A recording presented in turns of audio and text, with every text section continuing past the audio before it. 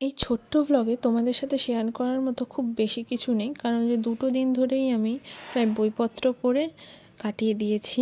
এবং পুরো দিন বই পড়ার পরে ভাইয়ের সাথে একটু বেরিয়েছিলাম, কারণ সরস্বতী পুজো খুব কাছেই এবং আমাকে আমার শাড়ির ব্লাউজ পিসে ব্লাউজ বানাতে দিতে যেতে হতো। যারা আগের ব্লগটা দেখেছো তারা জানোই যে আমি বেশ কটা মধুবনী প্রিন্টের একটা ছবি এঁকেছি বা পেন্ট করেছি, সেগুলো ফ্রেমিং করানোর জন্যও গেছিলাম, কিন্তু এখানে মার্কেটে তেমন ফ্রেম, সেই সাইজের ফ্রেম পেলাম না। এসে দেখি এই যে আমার চেনাচুর সোনা কার সাথে হত্যযুদ্ধ করে এসে আমার কোলে এসে বসেছিল। ততক্ষণে আমার 7 বছর পুরনো ল্যাপটপ পরিষ্কার করছিলাম, কিন্তু বাবা ডাক দিল, কারণ যে বাবা আজ বর্ধমান গেছিলো আর সেখানের ফেমাস মিহিদানা আমার জন্য নিয়ে এসেছিল।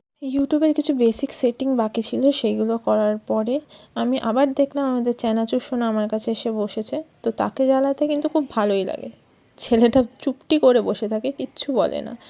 এত আদরে আপ্লুত হয়ে রাতের বেলা পুরোটাই আমার কাছে শুয়েছিল। সকালে উঠে দেখি কম্বলের ওপরে বেশ আমার পাশে গুটিসুটি মেরে শুয়ে আছে। আজ সকালে উঠে দেখি বেশ কুয়াশাচ্ছন্ন, তখনও 9টা বেজে গেছে, কোনো রোদের এক ছিটা ফোঁটাও নেই। ফ্রেশ হয়ে এসে আবার বই নিয়ে বসে পড়লাম। বিছানাপত্র তুলে দিয়েছিলাম সকালে উঠেই। আজ রবিবার, আবার ফিরে যাওয়ার পালা 4টে দিন ছুটি কাটিয়ে। চলো, আশা করি এই ছোটো ব্লগটা তোমাদের ভাল লাগলো। টাটা।